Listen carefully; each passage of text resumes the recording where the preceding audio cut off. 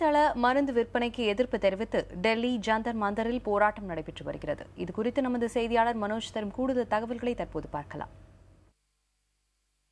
Online மருந்து விற்பனையை தடுக்க கோரி நாடு முழுவதும் போராட்டம் நடைபெற்று வருகிறது. டெல்லியில் ஜந்தர் மந்தரிலும் தற்பொழுது போராட்டம் நடைபெற்று வருவதை நாம் பார்க்க முடிகிறது. இந்த போராட்டத்தினுடைய முக்கிய நோக்கம் என்னவெனில் ஆன்லைன் மருந்து விற்பனை ஏற்றுக்கொள்ள முடியாது என்பதும், அதே நேரத்தில் இதுபோன்ற ஆன்லைன் மருந்து விற்பனைகளின் காரணமாக இது மக்களிடையே ஒரு பழக்க வழக்கமாக மாறிவிடுவதற்கு வாய்ப்பு இருக்கிறது. அது மட்டுமல்லாது வாழ்வாதாரத்தை உறுதி செய்யக்கூடிய மருந்துகள் கிராமங்களில் சென்று கிடைப்பதை இது அரிதாக்கிவிடும் என்ற ஒரு கருத்தும் இருக்கிறது. அது மட்டுமல்லாது இதன் காரணமாக நேரடியாக 8 லட்சம் மருந்தாளுநர்களும் 40 லட்சம் இது தொடர்பானவர்களும் பாதிப்பதற்கான வாய்ப்பு இருக்கிறது. எனவே இந்த விவகாரத்தில் அரசுகள் தலையிட்டு நடவடிக்கை மேற்கொள்ள வேண்டும் என்பது ஒரு கருத்தாக இருக்கிறது.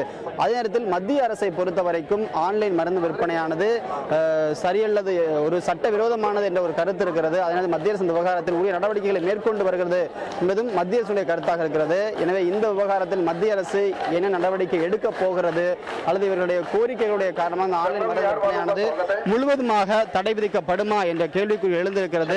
எனினும் இந்த நேரத்தில் இது போன்ற ஒரு போராட்டத்தினுடைய காரணமாக டெல்லியில் மருந்துகள் உரிய அளவில் கிடைப்பதற்கான நடவடிக்கைகள் மேற்கொள்ளப்பட்டிருக்கிறது.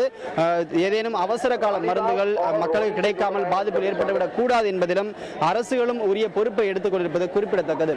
புதிய தலைமுறைக்காக டெல்லி ஜந்தர் மந்தரிலிருந்து ஒளிப்பதிவாளர் ஜெரின் சாமுவேலுடன் மனோஜ் பிரபாகர்.